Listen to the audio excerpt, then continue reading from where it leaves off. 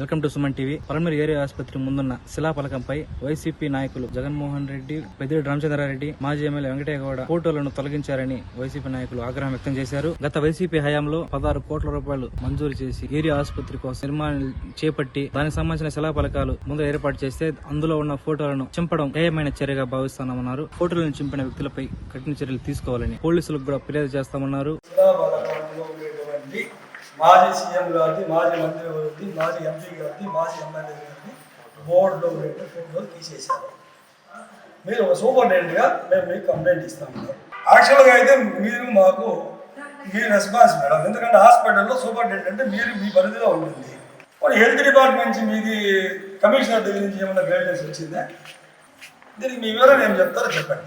మన HDS members అడిగారు నాకు ముందుగానే, ఇట్లాగా ఫొటోస్ ఉండకూడదు బోర్డు పైన ప్రోటోకాల్ ప్రకారం అన్నారు. నేను కూడా కోడ్ ఎలక్షన్ కోడ్ ఉన్నప్పుడు మాకు ఫొటోస్ ఉండకూడదు అని పైనుంచి జియో రిలీజ్ చేస్తారు. అప్పుడు మాత్రం మేము కవర్ చేస్తాము. మిగతా అప్పుడు మరి ఫొటోస్ ఉండకూడదు అని మాకు ఇంతవరకు ఎవరు చెప్పలేదండి. అంటే మేము తీసేస్తామని చెప్పారు. కానీ నేను అలా తీయకూడదేమో, మీరు ఆలోచించుకొని చేయండి. మీరు అంటే హెచ్డిఎస్ మెంబర్స్ కాబట్టి ఇంక వారు ప్రభుత్వం తరపున వచ్చినటువంటి ప్రతినిధులు మాకు. సో వారి మాటని మేము గౌరవించాలి. బట్ నేను అయితే సమ్మతం తెలుపలేదు. మరి వారు చేశారు, నాకు తెలిసింది ఈ విషయం. మీడియా సోదరులకు నమస్కారం. గత వైఎస్ఆర్ గవర్నమెంట్లో మన మాజీ ఎమ్మెల్యే డాక్టర్ ఎన్ వెంకటేగౌడ గారు పలమనేరు ప్రజల సౌకర్యార్థం కోసం 16 కోట్లతో ప్రభుత్వ ఆసుపత్రిని అభివృద్ధి చెందాలనేసి మన మాజీ ముఖ్యమంత్రి జగన్మోహన్ రెడ్డి గారితో మాట్లాడి పలమనేరుకు 16 కోట్లు శాంక్షన్ చేపించి ఈ యొక్క ప్రభుత్వ బిల్డింగ్ కట్టడం జరిగింది. ఈరోజు ఈ ప్రెస్ మీట్ పెట్టడం ఎందుకంటే ఆ రోజు పలమనేరు అభివృద్ధి కోసం మేము కష్టపడి 16 కోట్లు తీసుకొచ్చి ఇంత బిల్డింగ్ కట్టి దానికి కలెక్టర్ గారు ఆ రోజు ఉండే డిప్యూటీ సీఎం అధికారికంగా ఒక ప్రారంభోత్సవానికి ఒక స్టాచ్యూ పెడితే దాన్ని వచ్చి ఈరోజు కొంతమంది తెలుగుదేశం నాయకులు దాంట్లో జగన్మోహన్ రెడ్డి గారి బొమ్మని కొంతమంది నాయకుల బొమ్మలు ఉంటే దాంతో బ్లేడ్ ఎత్తుకొని గోకడం జరిగింది. ఇది ఎంతవరకు సమంజసమని మీకు అడుగుతున్నాం. ఎందుకంటే పలమనేరు ప్రశాంతంగా ఉంది. ఇటువంటి పలమనేరులో ప్రతిరోజు ఏదో ఒక సమస్యను తీసుకొచ్చి మీరు పలమనేరుని రాక్షస పాలన చేపిస్తూ ఉన్నారు. రేపు మధ్యాహ్నం లోపల ఎలా ఉండిందో ఆ శిలాఫలకం అలాగే ఆ ఫొటోస్ అన్ని అతికిస్తే సరిపోతుంది. లేదనుకో వైఎస్ఆర్ కాంగ్రెస్ పార్టీ తీవ్రంగా దీనిపైన చర్య తీసుకుంటుందని నేను మనస్ఫూర్తిగా తెలియజేస్తున్నాను. దయచేసి మళ్ళా చెప్తున్నాను, పలమనేరు ప్రశాంతంగా ఉంది, మీరందరూ ప్రశాంతంగా జీవించాలని కోరుకుంటున్నాను. అధికారంలో వచ్చిన తర్వాత అప్పుడున్నట్టు మా ప్రియతమ ముఖ్యమంత్రి వర్యులు జగన్మోహన్ రెడ్డి గారు అందరూ ప్రజలకి మనసు దృష్టిలో పెట్టుకొని పేదవారి కోసం ముఖ్యంగా పలమనేరులోనే కాకుండా రాష్ట్రమంతా కూడా కార్పొరేట్ హాస్పిటల్ తలపించే విధంగా 16 కోట్ల రూపాయలతో పలమనేరుకి శాంక్షన్ చేయడం జరిగింది. అప్పుడు ఉన్నటువంటి మా పలమనేరు శాసనసభ్యులు వెంకటేగౌడ గారి సారథ్యంలో ఈ ఆసుపత్రి పర్యవేక్షణ చేయడం, లాస్ట్లో ఈ గవర్నమెంట్ బిల్డింగ్ పూర్తయిపోయిన తర్వాత అప్పుడు ఉన్నటువంటి ముఖ్యమంత్రి వర్యులు రాలేకపోవడంతో అప్పుడున్నటువంటి మాజీ మంత్రివర్యులు పెద్దిరెడ్డి రామచంద్రారెడ్డి గారు మా పలమనేరు శాసనసభ్యులు ఉన్నటువంటి వెంకటేగౌడ గారి ఆధ్వర్యంలో గవర్నమెంట్ అఫీషియల్స్ ఆధ్వర్యంలో ఈ బిల్డింగ్ ఓపెనింగ్ చేయడం జరిగింది. మేము ఒకటే అడుగుతా ఉన్నాం, ఎందుకంటే మీరు దానికి ముందు 5 సంవత్సరాలు మీ ప్రభుత్వం ఉండింది, మీ ముఖ్యమంత్రి ఉన్నారు, మీ మంత్రి గారు ఉన్నారు, పలమనేరు శాసనసభ్యుడిగా ఉన్నటువంటి అమర్నాథ్ రెడ్డి గారు కూడా ఉన్నారు.